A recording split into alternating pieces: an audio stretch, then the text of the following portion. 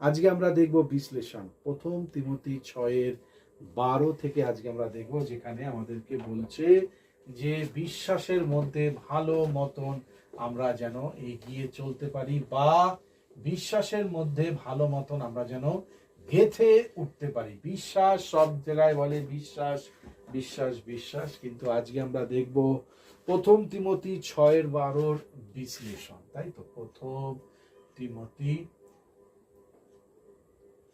6:12 বিশ্লেষণ। তো এখানে 12, এখানে 12:1। এবার এখানে আমরা প্রথম ভাগাভাগি করে নেই একটা ভার্স। প্রথম তিমোথী 6:12 ভাগাভাগিটা আমরা করে নিচ্ছি। এখানে বলছে, ইংরাজিতে পড়ে দিচ্ছি, তারপর বাংলায় বলছি, ফাইট দ্য গুড ফেথ, তাই না? Fight fight the good faith. কেন বলছে ফাইট করবার জন্য? কেন আমাদেরকে বলছে যে আমরা যেন লড়াই করি? কিসের জন্য?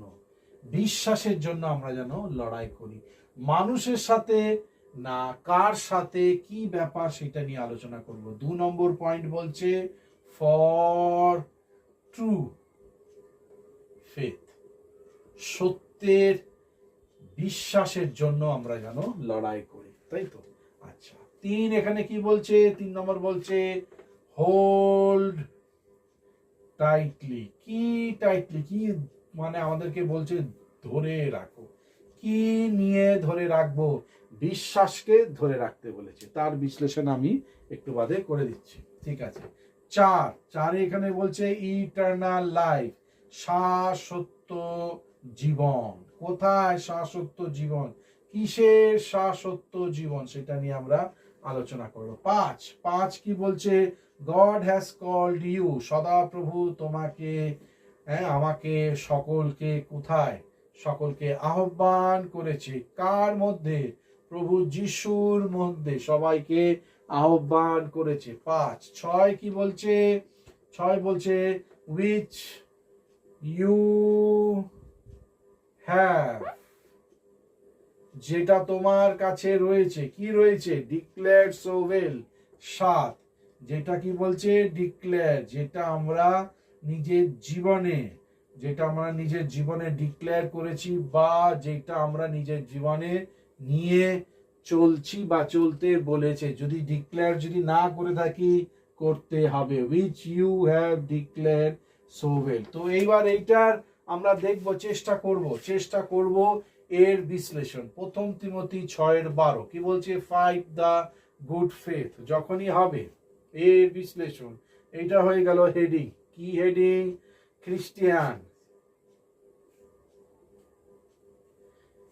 খ্রিস্টিয়ান জীবন, আত্মিক,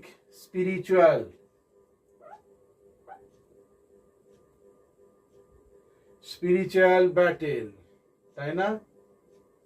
কি ব্যাটেল? এখানে বলছে fight the good faith. Fight কেন? ফাইট কার সাথে? ফাইট মানুষের সাথে না। খ্রিস্টানিটি, খ্রিস্টীয় জীবন লোকেদের সাথে লড়াই করতে বারণ।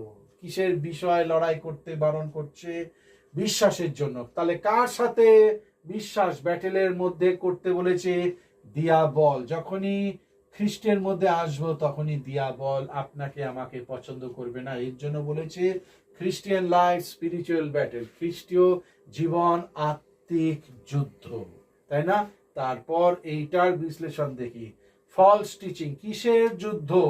কি নিয়ে যুদ্ধ? ভুল শিক্ষা, ফলস টিচিং, তাই না? আমি ভাববো যেখান থেকে ঈশ্বরের বিষয় শুনছি মানে এটাই ঈশ্বরের কাজ না। আমাদেরকে জানতে হবে, শিখতে হবে যে কিছু কিছু শিক্ষা, সেটা শিক্ষা বিবলিক্যাল প্যাটার্ন নয়, ফলস টিচিং। 2 নম্বর কিসের ব্যাটেল, কিসের যুদ্ধ? টেম্পটেশন, তাই না? প্রলোভন, কিসের প্রলোভন? পাপের প্রলোভন। এই হয়েছে ব্যাপার। পাপ এবং আমাদের যত রকম অধার্মিকতা, টেম্পটেশন অ্যান্ড সিন। আচ্ছা, 3 নম্বর কি বলছে?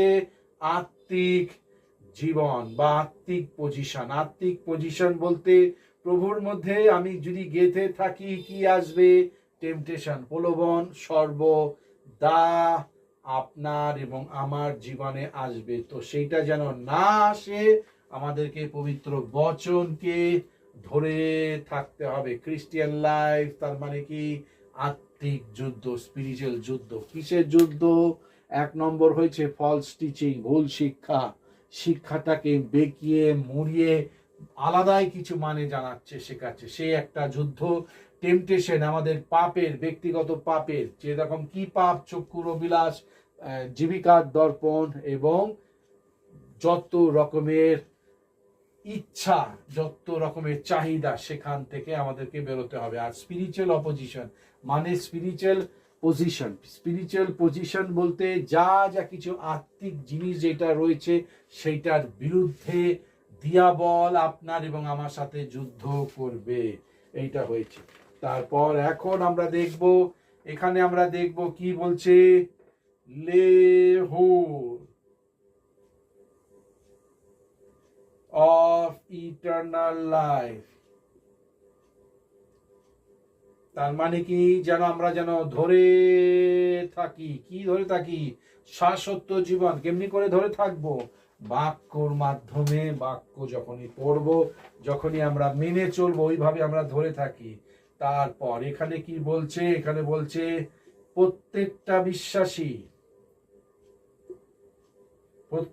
বিশ্বাসী যা প্রতিজ্ঞা করেছে বলতে প্রত্যেকটা মানব জাতি যারা প্রভুতে বিশ্বাস করে, যা যা কিছু প্রতিজ্ঞা করা হয়েছে তার পবিত্র বচনের মাধ্যমে, সেইটা বিলিভার প্রমিস ইটারনাল লাইফ, যেটা আমাদেরকে শাশ্বত জীবন, মৃত্যুর পরে যে জীবন দিয়েছে, যদি কিভাবে পাবো? যদি এইটাকে আমি ধরে রাখি, ঈশ্বরের পবিত্র বচনকে যদি ধরে রাখি। তারপর 2 নম্বর বিশ্লেষণ কি বলছে? যেন আমরা জীবনযাপন করি এই রূপে, যেন আমরা জীবনযাপন করি এই রূপে, সেই অ্যাকর্ডিং, কি অ্যাকর্ডিং? বাক্য, ওয়ার্ড অফ গড। এই রূপে আমরা যদি সেই জীবন যদি চেতে চাই, তাহলে আমাদেরকে সেই রূপে চলতে হবে। কোন রূপে? According to the word of god.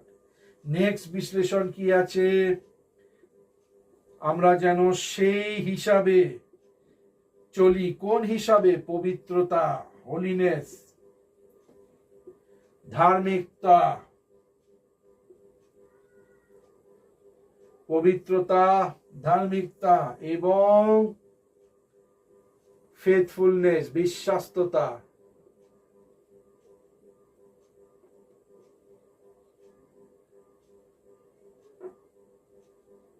তাই তো? যেন আমরা কার পেছন পেছন করি? পবিত্রতা, ধার্মিকতা এবং বিশ্বাস্ততা। এতদূর বুঝতে পেরেছি। তারপর এটা কে শিখাচ্ছে? পৌল শিখাচ্ছে। কাকে? তিমোথীকে। এইবার পৌলের বিষয় এখানে বলছে। পৌল কি বলছে? যে তুমি তিমোথী, তুমি এই সকল শিক্ষা, তাই না? এই সকল শিক্ষা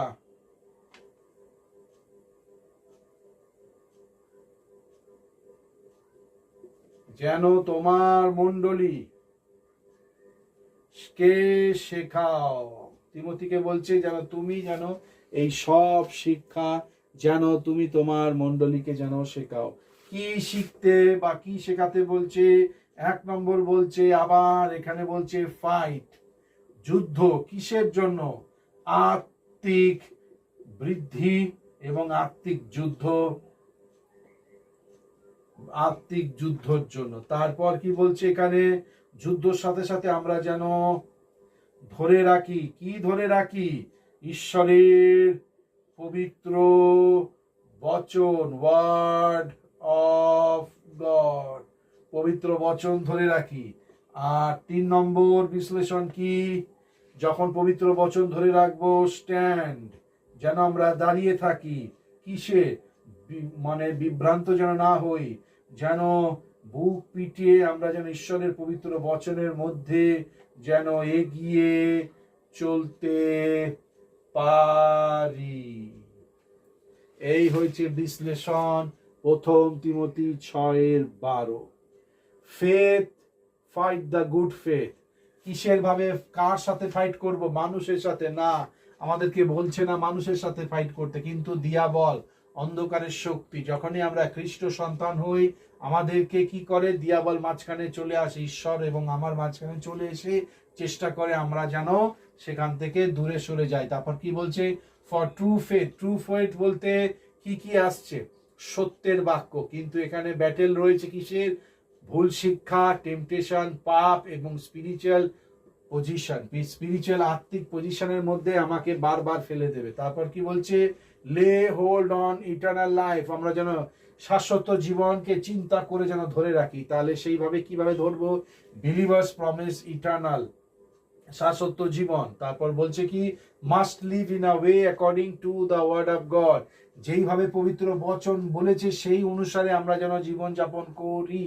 তারপর বলছে pursue holiness, righteousness and faithfulness, আমরা যেন পবিত্রতা, ধার্মিকতা এবং বিশ্বস্ততার মধ্যে যেন এগিয়ে চলতে পারি। তারপর পৌল এখানে শেখাচ্ছে, যে পৌল তিমোথীকে বলছে যে teach this to your church, fight spiritual battle, সর্বদা যেন লড়াই করি দিয়াবলের সাথে। কিভাবে? আমি একা লড়াই করতে পারবো না, তার বচন যদি থাকে তাহলেই লড়াই করতে পারবো। তার মানে কি দাদা? পাকাপোক্ত প্রভুর মধ্যে না হলে কিন্তু লড়াই করা যাবে না। Number 2, hold firmly the word of God, পবিত্র বচনকে ঠিক মতন আঁকড়িয়ে ধরে রাখো। আর 3 নম্বর হচ্ছে stand boldly in the word of God, বাক্য যেভাবে বলছে সেইভাবেই যেন আমরা যেন এগিয়ে চলতে পারি। ঈশ্বরের পবিত্র বচন সর্বদা এইভাবে যদি মেনে চলি, অবশ্যই ঈশ্বরের মধ্যে আমরা গেঁথে উঠতে পারবো। সাবস্ক্রাইব করবেন, যারা যারা সাবস্ক্রাইব করেননি শেয়ার করবেন, কমেন্ট করবেন। সবাইকে জয় যিশু, প্রেজ দ্য লর্ড।